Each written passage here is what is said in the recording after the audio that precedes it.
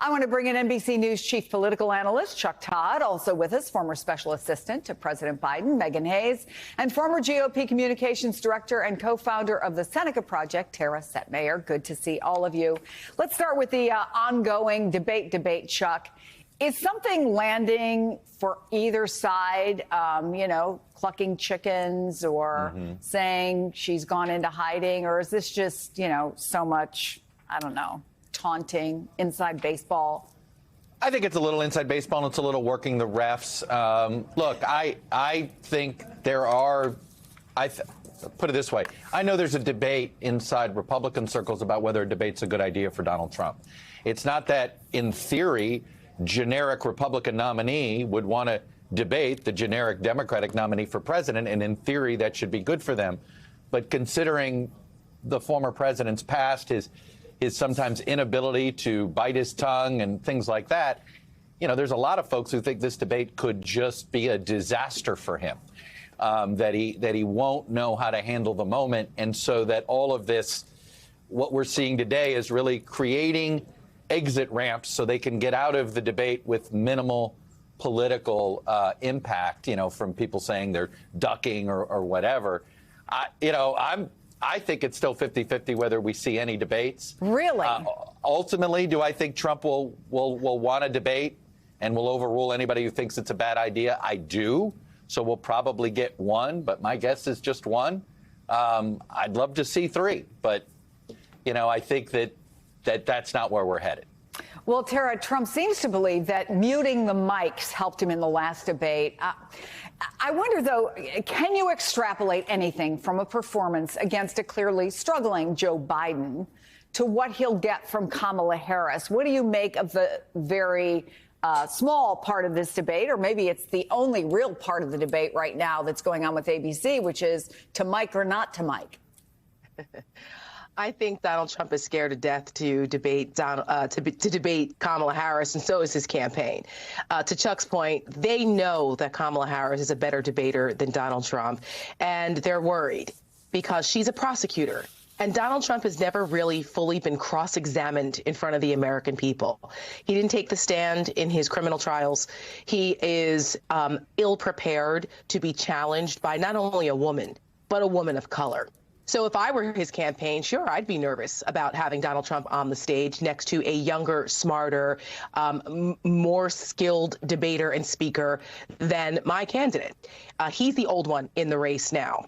But there's nothing they can do about that visual. It is what it is. And the American people will see that contrast and that binary choice. Now, the idea that we may or may not see one, I think that we will. I don't think Donald Trump's ego will allow him to let those taunts go by. I think it's interesting that the Harris campaign is going about it this way, but it's smart politics. They know that this gets under Donald Trump's skin, and when he's irritated, he makes more mistakes. So we'll see what happens. I think that she's ultimately, she's the one that's in a much stronger position here than Donald Trump is concerning this debate, and it's unraveling him. He just cannot seem to land a punch on her, and it shows in his response thus far. Well, Megan, Kamala Harris has been doing debate prep. We know that, right? But Donald Trump has a completely different strategy, we think. Here's what he says. President Trump, how are you specifically preparing for the debate versus Harris? I'm not spending a lot of time on it. I think my whole life I've been preparing for a debate. You can't cram knowledge into your head for, 30 years of knowledge in 1 week. So, Megan, I take from that he knows everything that he needs to know. And, it's pretty much the same playbook he used in his previous campaigns. Is this in some ways the best case scenario for his campaign? Let Trump be Trump. Look, I mean, he said he didn't prepare for the last one. That clearly wasn't the case. He definitely prepared to be more disciplined. But again, in the last debate, it was reported that he lied twice a minute. So, I mean, he doesn't have a lot of credibility when he talks about his preparations or his actual debate, the substance of his debating. But I do think they're just going to let him Trump be Trump because that's what he's going to do. And I do agree that he doesn't know how to handle the vice president and he doesn't know how to respond to her. So it's just going to unravel. But he is doing what he does best and creating sort of that discontent and creating some sort of, oh, it wasn't me. They didn't win the election and all the other things. And he's just creating doubt in people's minds. So when he does have a terrible performance or it doesn't land as well as he thinks, people will say like, oh, he said that the hosts weren't going to be that great, or the moderators weren't going to be fair to him. So it just is creating and continuing to build on his continued narrative. So there's a little bit of a confusion, if we want to call it that, Chuck, because on one hand, he says, I'm not spending a lot of time prepping for this debate. But then former progressive Democrat Tulsi Gabbard, who, by the way, just endorsed him, is helping in what they're calling informal debate prep. She has been on the debate stage, by the way, and challenged Harris there before. I'm going to play that little clip. Now, Senator Harris says she's proud of her record as a prosecutor and that she'll be a prosecutor president, but I'm deeply concerned about this record. There are too many examples to cite, but she put over 1,500 people in jail for marijuana violations and then laughed about it when she was asked if she ever smoked marijuana. The people who suffered under your reign as prosecutor, you owe them an apology. So she does know what it is to go up against Kamala Harris, Chuck, but is there a role you see that she can play here? Is there a role for anyone to play significantly in Donald Trump's debate prep?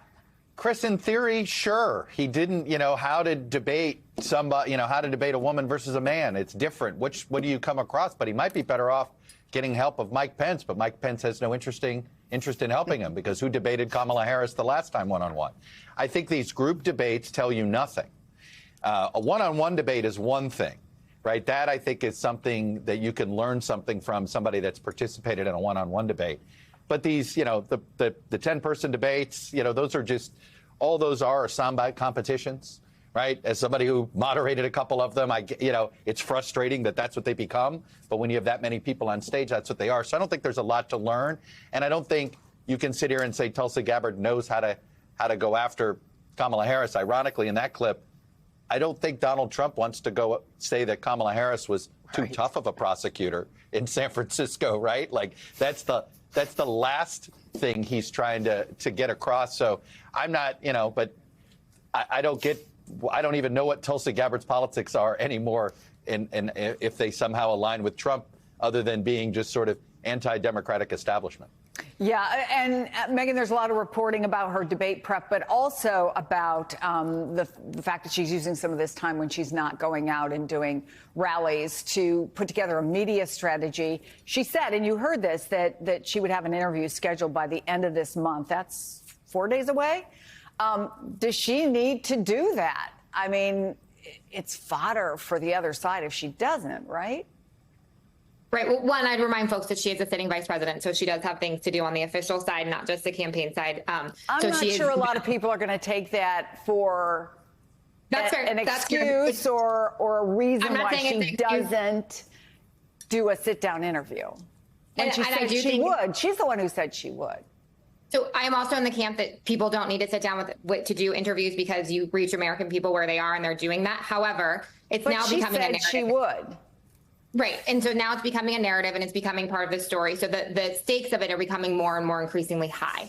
So the longer she waits to do it, the higher the stakes are. And so that's why I think she needs to sit down and do this. I do think that they are meeting people on the campaign where they are in social media and being out on the road. But the problem is that this now has taken on a life of its own. And so the stakes are just really high. We saw that with President Biden after the debate. It was like, he needs to sit down for an interview, and then he did. And then it was like, he needs to sit down for another one. So then he did. And so, it just becomes its own narrative and its own thing that the stakes are just so high. So she does need to do it. I don't know when they're going to do it. There was reporting, I think NBC actually had reporting today that her and Walz were going to sit down together. So it will be interesting to see. But I mean, I think that the narrative is getting out of control where she does actually need to sit down because the stakes are just going to be too high and she won't meet the bar.